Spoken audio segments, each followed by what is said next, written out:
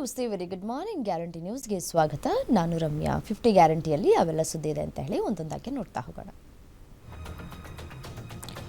ಕಲಬುರಗಿ, ಬಾಗಲಕೋಟೆ, ರಾಯಚೂರು, ಯಾದಗಿರಿ ಸೇರಿದಂತೆ ಉತ್ತರ ಕರ್ನಾಟಕದಲ್ಲಿ ಭಾರೀ ಮಳೆಯಾಗಿದೆ. ಕಲಬುರಗಿಯಲ್ಲಿ ಧಾರಾಕಾರ ಮಳೆ ಮುಂದುವರೆದಿದ್ದು ಅಫಜಲ್ಪುರ ತಾಲೂಕಿನ ಕರಜಗಿ ಗ್ರಾಮದ ಸೇತುವೆ ಸಂಪೂರ್ಣ ಮುಳುಗಡೆಯಾಗಿದೆ. ರಾಯಚೂರು ಜಿಲ್ಲೆಯ ಸಿಂಧನೂರು ತಾಲೂಕಿನ ಚಿರತನಾಳ ಬೊಮ್ಮನಾಳ ಮಧ್ಯದ ಸೇತುವೆ ಕಿತ್ತು ಹೋಗಿದೆ.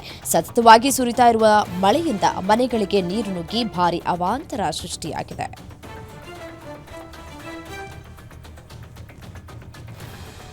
ಕಲಬುರಗಿಯಲ್ಲಿ ಧಾರಾಕಾರ ಮಳೆ ಮುಂದುವರೆದಿದ್ದು ಅಫಜಲ್ಪುರ ತಾಲೂಕಿನ ಕರಜಗಿ ಗ್ರಾಮದ ಸೇತುವೆ ಸಂಪೂರ್ಣ ಮುಳುಗಡೆಯಾಗಿದೆ.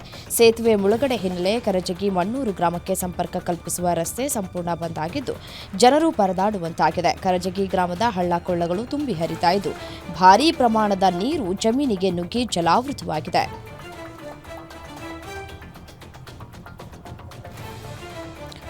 ಧಾರವಾಡ ಜಿಲ್ಲೆಯ ನವಲಗುಂದದಲ್ಲಿ ಭಾರೀ ಮಳೆ ಹಿನ್ನೆಲೆ ಕೆರೆಯ ಕೋಡಿ ತುಂಬಿ ನೀರು ಹರಿತಾ ಇದ್ದು ಕೆರೆ ತುಂಬಿರುವ ಹಿನ್ನೆಲೆ ಗ್ರಾಮಸ್ಥರು ಆತಂಕದಲ್ಲಿದ್ದಾರೆ. ಕೆರೆಯ ಕೋಡಿ ತುಂಬಿದರೆ ಗ್ರಾಮಕ್ಕೆ ನುಗ್ಗುವ ಆತಂಕ ಕೂಡ ಹೆಚ್ಚಾಗಿದೆ.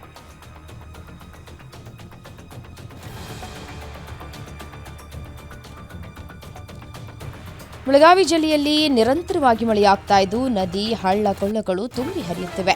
ವರುಣನ ಆರ್ಭಟಕ್ಕೆ ಉತ್ತರ ಕರ್ನಾಟಕ ಶಕ್ತಿದೇವಿ ಯಲ್ಲಮ್ಮನ ಗುಡ್ಡಕ್ಕೆ ಸಂಪರ್ಕಿಸುವ ರಸ್ತೆ ಸಂಪೂರ್ಣ ಕಡಿತಗೊಂಡಿದೆ. ಸವದತ್ತಿ ತಾಲೂಕಿನ ಯಲ್ಲಮ್ಮನ ಗುಡ್ಡದ ಹೊರವಲಯದಲ್ಲಿರುವ ರಸ್ತೆ ಜಲಾವೃತಗೊಂಡಿದೆ. ರಭಸವಾಗಿ ಹರಿಯುವ ಹಳ್ಳದ ನೀರು ದಾಟಲಾಗದೆ ಭಕ್ತರು ಪರದಾಡ್ತಾ ಇದ್ದಾರೆ. ಇವತ್ತು ನೂಲ ಹುಣ್ಣಿಮೆ ಜಾತ್ರೆ ಹಿನ್ನೆಲೆ ಸಂಚಾರ ಸ್ಥಗಿತ. ಪರ್ಯಾಯ ಮಾರ್ಗವನ್ನು ಕೂಡ ಈಗ ಬಳಕೆ ಮಾಡಿಕೊಳ್ಳಲಾಗ್ತಾ ಇದೆ. ಸಿಡಿಲು ಬಡಿದು ಓರ್ವ ಮೃತಪಟ್ಟಿದ್ದು ಮತ್ತೋರ್ವ ಗಂಭೀರ ಗಾಯಗೊಂಡಿರುವ ಘಟನೆ ಯಾದಗಿರಿ ಜಿಲ್ಲೆಯ ಹುಣಸಗಿ ತಾಲೂಕಿನ ಮದಲಿಂಗನಹಾಳ ಗ್ರಾಮದಲ್ಲಿ ನಡೆದಿದೆ.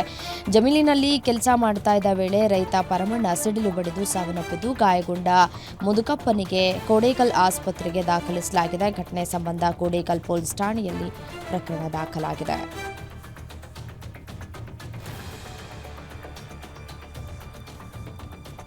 ಸತತವಾಗಿ ಸುರಿತಾ ಇರುವಂತಹ ಮಳೆಯಿಂದ ಮನೆಗಳಿಗೆ ನೀರು ನುಗ್ಗಿ ಭಾರೀ ಅವಾಂತರ ಸೃಷ್ಟಿಯಾಗಿದೆ. ಚಿಕ್ಕಬಳ್ಳಾಪುರ ಹೊರವಲಯದ ಕಣಿದೇನಹಳ್ಳಿಯಲ್ಲಿ ಮನೆ ತೋಟಗಳಿಗೆ ಮಳೆ ನೀರು ನುಗ್ಗಿದೆ. ಚಿಕ್ಕಬಳ್ಳಾಪುರದಿಂದ ಮುದ್ದೇನಹಳ್ಳಿಗೆ ಹೋಗುವ ರಸ್ತೆಯಲ್ಲಿ ನೀರು ನಿಂತು ವಾಹನ ಸವಾರರು ಪರದಾಡುವಂತಾಗಿದೆ. ಹೈವೇ ಅಧಿಕಾರಿಗಳ ಎಡವಟ್ಟಿನಿಂದ ಗ್ರಾಮಕ್ಕೆ ಇರುವ ರಸ್ತೆ ಜಲ ದಿಗ್ಬಂಧನವಾಗಿದ್ದು ಗ್ರಾಮಸ್ಥರು ಪರದಾಡಿದ್ದಾರೆ.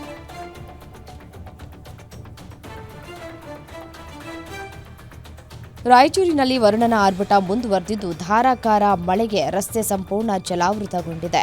ಮಳೆಯ ಆರ್ಭಟಕ್ಕೆ ವಾಹನ ಸವಾರರು ತೀವ್ರ ಪರದಾಟವನ್ನು ನಡೆಸಿದ್ರು. ಇತ್ತ ಮಳೆಯ ಆರ್ಭಟಕ್ಕೆ ಸಿಂಧನೂರು ತಾಲೂಕಿನ ಚಿರತನಾಳ ಬೊಮ್ಮನಾಳ ಮಧ್ಯದ ಸೇತುವೆ ಕಿತ್ತು ಹೋಗಿದೆ. ಸೇತುವೆ ನಿರ್ಮಾಣ ನೆನೆಗುದಿಗೆ ಬಿದ್ದಿರುವ ಹಿನ್ನೆಲೆ ತಾತ್ಕಾಲಿಕ ಸೇತುವೆ ನಿರ್ಮಾಣ ಮಾಡಲಾಗಿತ್ತು. ಇದೀಗ ತಾತ್ಕಾಲಿಕ ಸೇತುವೆ ಕೊಚ್ಚಿ ಹೋಗಿರೋದ್ರಿಂದ ಸಂಪರ್ಕ ಕಡಿತಗೊಂಡಿದೆ.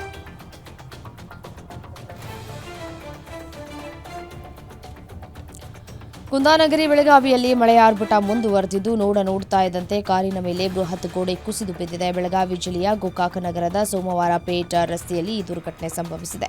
ಅದೃಷ್ಟವಶಾತ್ ಕಾರಿನಲ್ಲಿ ಯಾರೂ ಇಲ್ಲದ ಕಾರಣ ಭಾರೀ ಅನಾಹುತ ತಪ್ಪಿದ್ದು ಯಾವುದೇ ಪ್ರಾಣಹಾನಿಯಾಗಿಲ್ಲ. ಘಟನಾ ಸ್ಥಳಕ್ಕೆ ಗೋಕಾಕ ಶಹರ ಪೊಲೀಸರು ಭೇಟಿ ನೀಡಿ ಪರಿಶೀಲನೆ ನಡೆಸಿದ್ದಾರೆ.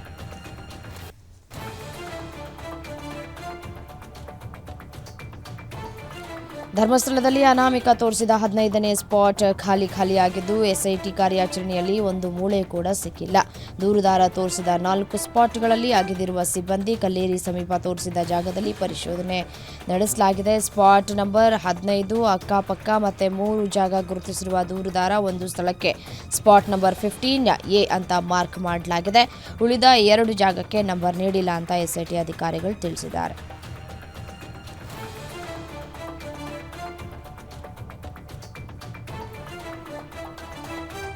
ಬೆಂಗಳೂರಿನ ಮಹದೇವಪುರ ಕ್ಷೇತ್ರದಲ್ಲಿ ಯಾವುದೇ ಕಳ್ಳ ಮತದಾನ ನಡೆದಿಲ್ಲ ಅಂತ ರಾಹುಲ್ ಗಾಂಧಿ ಆರೋಪಕ್ಕೆ ಅರವಿಂದ್ ಲಿಂಬಾವಳಿ ತಿರುಗೇಟು ಕೊಟ್ಟಿದ್ದಾರೆ. ನಾನು ದಾಖಲೆ ಸಮೇತ ಸತ್ಯವನ್ನ ಬಿಚ್ಚಿಡ್ತಾ ಇದ್ದೇನೆ. ರಾಹುಲ್ ಗಾಂಧಿ ಒಬ್ಬ ಇಮ್ಮೆಚ್ಯೂರ್ಡ್ ರಾಜಕಾರಣಿ. ನಾನು ಸಿದ್ದರಾಮಯ್ಯ, ಡಿಕೆ ಶಿವಕುಮಾರ್ ಬಗ್ಗೆ ಮಾತನಾಡಲ್ಲ. ರಾಮಲಿಂಗಾರೆಡ್ಡಿ ಕ್ಷೇತ್ರದಲ್ಲೂ ಬ್ಲಾಕ್ ಮತಗಳಿವೆ. ಹೊಟ್ಟೆಪಾಡಿಗಾಗಿ ಬಂದವರು ಇಲ್ಲಿ ವೋಟ್ ಮಾಡಿಕೊಂಡಿದ್ದಾರೆ ಅಂತ ಗ್ಯಾರಂಟಿ ನ್ಯೂಸ್ಗೆ ಅರವಿಂದ್ ಲಿಂಬಾವಳಿ ಹೇಳಿಕೆ ಕೊಟ್ಟಿದ್ದಾರೆ.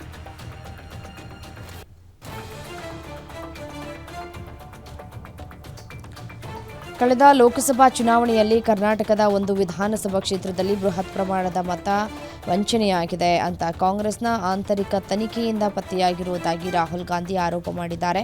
ಮಹದೇವಪುರ ಕ್ಷೇತ್ರದಲ್ಲಿ ಸುಮಾರು 1,250,000 ಮತಗಳನ್ನು ಅಕ್ರಮವಾಗಿ ಸೇರಿಸಲಾಗಿದೆ ಅಂತ ಆರೋಪಿಸಿದ್ದಾರೆ. ಈ ಮೂಲಕ ಚುನಾವಣೆಯನ್ನು ಕದಿಯಲು ಆಡಳಿತಾರೂಢ ಬಿಜೆಪಿಯೊಂದಿಗೆ ಚುನಾವಣಾ ಆಯೋಗವೂ ಶಾಮೀಲಾಗಿದೆ ಅಂತ ಅವರು ಆರೋಪಿಸಿದ್ದು, ಇದಕ್ಕೆ ಬಿಜೆಪಿ ಸಹ 13 ಪ್ರಶ್ನೆಗಳನ್ನು ಕೇಳುವ ಮೂಲಕ ತಿರುಗೇಟನ್ನು ನೀಡಿದೆ.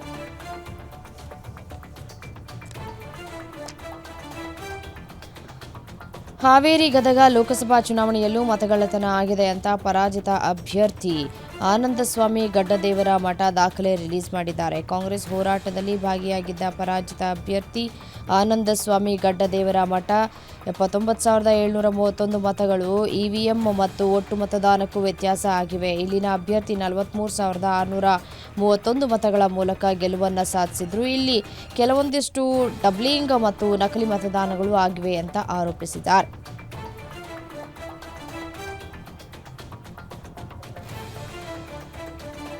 ಕಾಂಗ್ರೆಸ್ ಸರ್ಕಾರದಿಂದ ಎಸ್ಸಿಪಿ, ಎಸ್ಟಿಪಿ ಹಣ ದುರ್ಬಳಕೆ ಖಂಡಿಸಿ ಜಿಲ್ಲಾ ಬಿಜೆಪಿ ನೇತೃತ್ವದಲ್ಲಿ ಕಾರ್ಯಕರ್ತರು ವಿಜಯಪುರ ನಗರದ ತಾಂಡಾ ಅಭಿವೃದ್ಧಿ ನಿಗಮ ವಲಯದ ಕಚೇರಿಗೆ ಮುತ್ತಿಗೆ ಹಾಕೋದಕ್ಕೆ ಯತ್ನಿಸಿದ್ರು. ಎಸ್ಸಿ, ಎಸ್ಪಿ ಮತ್ತು ಟಿಎಸ್ಪಿ ಹಣವನ್ನು ಗ್ಯಾರಂಟಿ ಯೋಜನೆಗಳಿಗೆ ಸರ್ಕಾರ ಬಳಕೆ ಮಾಡಿಕೊಳ್ತಾ ಇದೆ ಅಂತ ಆಕ್ರೋಶ ವ್ಯಕ್ತಪಡಿಸಿದರು. ರಾಜ್ಯ ಸರ್ಕಾರ ಹಾಗೂ ಸಿಎಂ ಸಿದ್ದರಾಮಯ್ಯ ವಿರುದ್ಧ ಘೋಷಣೆ ಕೂಗಿ ಪ್ರತಿಭಟನಾಕಾರರು ಆಕ್ರೋಶ ಹೊರಹಾಕಿದರು.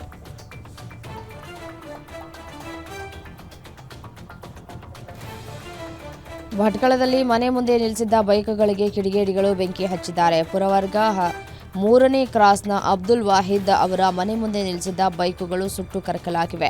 ಹೀರೋ ಹೋಂಡಾ ಫ್ಯಾಷನ್ ಪ್ಲಸ್ ಮತ್ತು ಟಿವಿಎಸ್ ಅಪಾಚಿ ಬೈಕ್ಗಳಿಗೆ ಕಿಡಿಗೇಡಿಗಳು ಬೆಂಕಿ ಹಚ್ಚಿದ್ದಾರೆ. ಮನೆಯ ಅಂಗಳದ ಶೀಟ್ಗಳು ಹಾಗೂ ಹಾಲ್ಗೂ ಹಾನಿಯಾಗಿದೆ. ದೂರುದಾರರು ಪಕ್ಕದ ಮನೆಯವರಾದ ತೌಸಿಫ್ ಸಲಾವುದ್ದೀನ್ ಜಬಾಲಿ ಮತ್ತು ಸಾದ್ ಸಲಾವುದ್ದೀನ್ ಜಬಾಲಿ ಅವರ ಮೇಲೆ ಸಂಶಯವನ್ನು ವ್ಯಕ್ತಪಡಿಸಿದ್ದಾರೆ.